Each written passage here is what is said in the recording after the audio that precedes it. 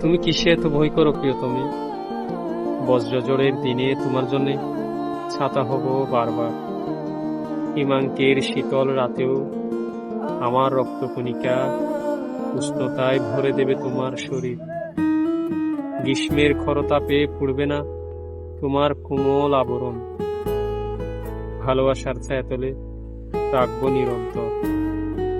তেমনি জীবনের প্রতিটি অনিশ্চয়তার মোড়ে হব তোমার দৃঢ় আশ্রয়, অবিচল এক প্রাচীর।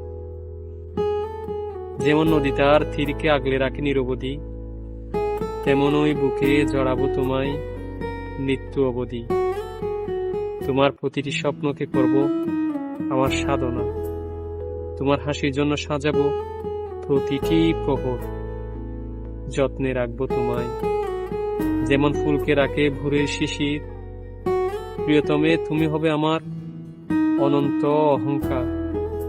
যেমন আকাশ আপন নীলিমায় ডেকে রাখে ধরণী, তেমনই বিস্তৃত হৃদয়ে রাখবো তোমায় আপন করে।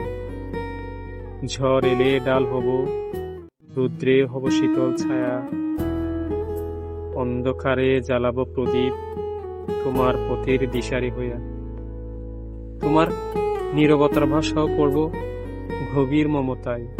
অভিমানের দেওয়াল ভাঙব নরম স্পর্শে ধীরে ধীরে। সম্মানী হবে ভালোবাসার প্রথম শপথ।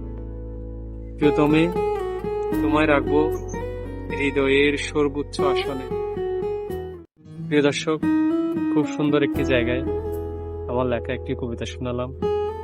কবিতাটি যদি ভালো লাগে, এই পথের কবির কবিতাগুলো শুনতে আমার এই পেজটি ফলো করতে পারেন। ধন্যবাদ সবাইকে, ভালো থাকবেন।